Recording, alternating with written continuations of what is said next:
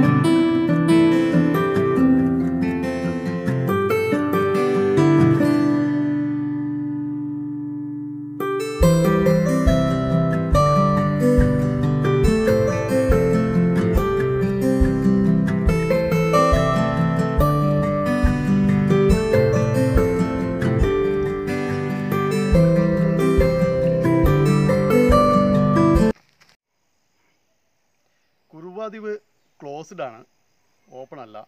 അപ്പം എന്താണ് നമ്മൾ യാത്ര തുടരുകയാണ്. ഇനി അടുത്ത കുറുവാദ്വീപിനടുത്തുള്ള ചേകാടിയിലേക്കാണ് നമ്മുടെ യാത്ര. അപ്പോൾ ചേകാടി പോയിട്ട് അവിടുത്തെ കാഴ്ചകൾ കണ്ട് നമ്മുടെ യാത്രകൾ തുടരാം.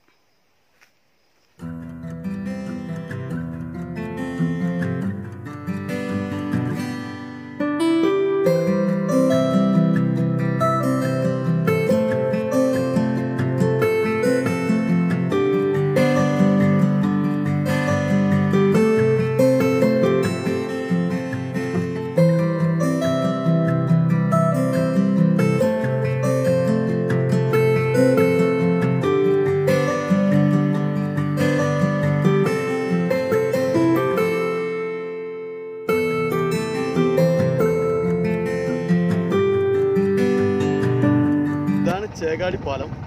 ഈ ചേകാടി പാലത്തിന് ഇവിടുത്തെ ഒരു പ്രത്യേകത എന്താണെന്ന് വെച്ചാൽ ഈ നദിക്ക് നടുക്കൂടെ ഒരുപാട് ദ്വീപുകളുണ്ട്. അടിപൊളി. ഇതിപ്പോൾ വെള്ളം കൂടുതലായതുകൊണ്ടാണ്, അല്ലെങ്കിൽ നമുക്ക് ഈ ദ്വീപുകളിൽ കൂടി എല്ലാം കയറി ഇറങ്ങി നടക്കാം. വളരെ മനോഹരമായ ഒരു കാഴ്ചയാണ്. ആ ദ്വീപുകളൊക്കെ നോക്ക്,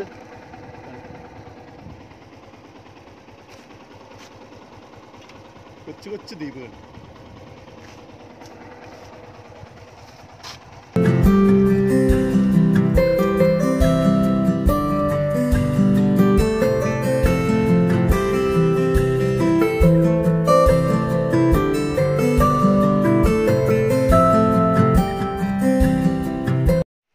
ഈ കാണുന്ന കേട്ടോ കബനിപ്പുഴ, കുറുവയിൽ നിന്ന് ഒഴുകി വരുന്നതാണിത്. ഇത് നേരെ ചെന്ന് ചേരുന്നത് കാവേരിയിലേക്കാണ്. ഈ കുറുവയിലേക്ക് വന്ന് ചേരുന്നതിന് മുമ്പ് പനമരം പുഴയും മാനന്തവാടി പുഴയും കൂടെ രണ്ടും കൂടെ ചേർന്ന് ഒന്നിക്കുന്നതാണ് കബനിപ്പുഴയായി മാറുന്നത്. കേരളത്തിൻ്റെയും കർണാടകത്തിൻ്റെയും അതിർത്തിയായിട്ടാണ് കേട്ടോ ഈ പുഴ പോകുന്നത്. പിന്നെ വേറൊരു പ്രത്യേകതയും കൂടെയുണ്ട് ഈ കബനിപ്പുഴയ്ക്ക്. കേരളത്തിൽ കിഴക്കോട്ടൊഴുകുന്ന ഒരേ ഒരു പുഴയാണ് കബനിപ്പുഴ. കബനിപ്പുഴയുടെ ഡാമാണ് ബീച്ചനഹള്ളി ഡാം. അത് കർണാടകത്തിലാണ് സ്ഥിതി ചെയ്യുന്നത്.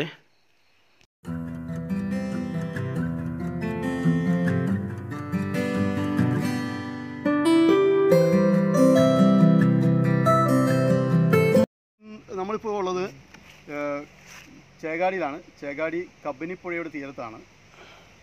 ഇപ്പോൾ ഉള്ളത് ഇപ്പോൾ കർണാടകയാണ്. ശരിക്കും പറഞ്ഞാൽ ഈ പുഴയുടെ അക്കരെ സൈഡ് കേരളവും ഇക്കരെ കർണാടകയാണ്.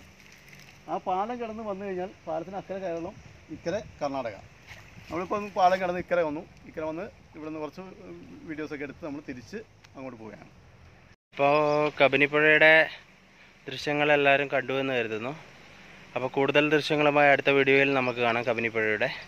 അപ്പോൾ അതുവരെയും ബൈ. അപ്പോൾ നമ്മുടെ വീഡിയോ എല്ലാവരും കാണുക. കണ്ടാൽ മാത്രം പോരാ, ലൈക്ക് ചെയ്യുക, സബ്സ്ക്രൈബ് ചെയ്യുക, ഷെയർ ചെയ്യുക, കമൻറ്റ് ചെയ്യുക, സപ്പോർട്ട് ചെയ്യുക.